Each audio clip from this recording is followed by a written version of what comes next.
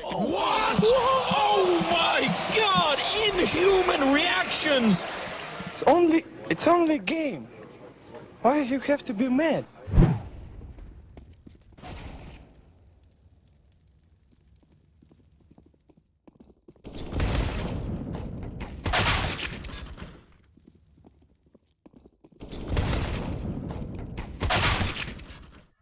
So if you slow this clip down right here, you're going to see what I call an afterlock after the second shot. You're going to see an immediate adjustment to the target. And you can see this because I have view recoil tracking set to 0. Now if I set this to the default view recoil tracking, you're going to see that he's being shot and that the aim punch is affecting him while he's adjusting after that second shot. And now the left side of your screen is going to have view recoil tracking set to 0 so that we see strictly the mouse movements. We see no recoil clutter. And the right side of your screen is going to be the default view recoil tracking. Hopefully it's easier to see what I'm talking about with this side-by-side comparison.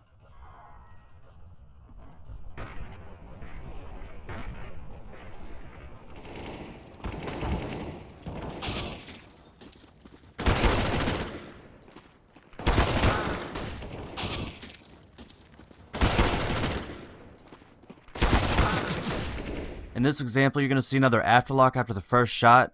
He pretty much instantly snaps to the target's head and then continues on with his spray. And if you watch him shoot the next target, you're not going to see this kind of thing happen.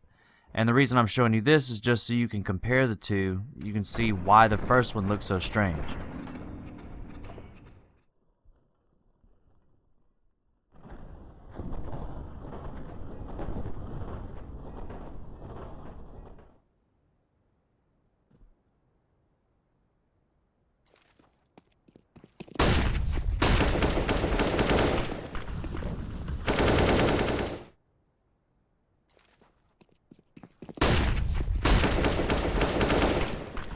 Here we're going to have multiple afterlocks, but I refer to these as micro adjustments because they're so small. It's going to happen after his first 4 shots. You're going to see an adjustment back to the target.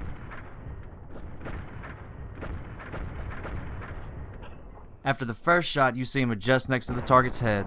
After the second shot, it gets pulled back to the body. After the third shot, we have an adjustment immediately to the head. And after his 4th shot, the crosshair pretty much teleports to the target.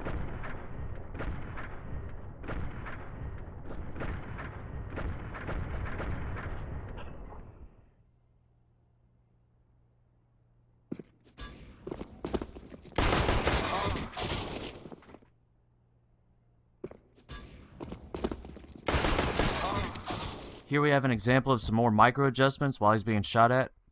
And what's interesting about this one is you can see the adjustments after the 2nd and 4th shot back to the target. And there's a pulling down motion between the 2nd and 3rd shot. Now if I set view recoil tracking to 1, which shows you the shot vector and the recoil decay, you can see that that pulling down motion between the 2nd and 3rd shot was actually a correction back to the target, and the only reason why he didn't hit his shot is because he was being shot.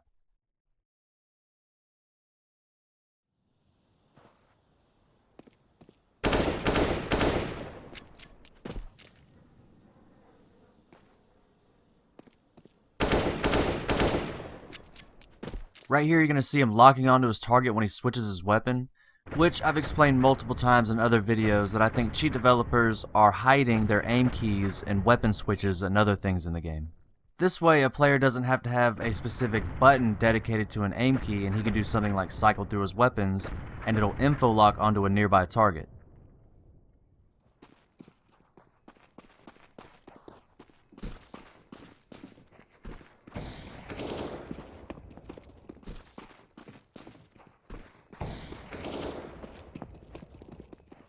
In this last clip, you're going to see him lock onto 2 targets. Now, he originally locks onto the target to the right and then snaps to the target on the left through the door. And coincidentally, he snaps to the target on the left once that target on the right is no longer networked to his client.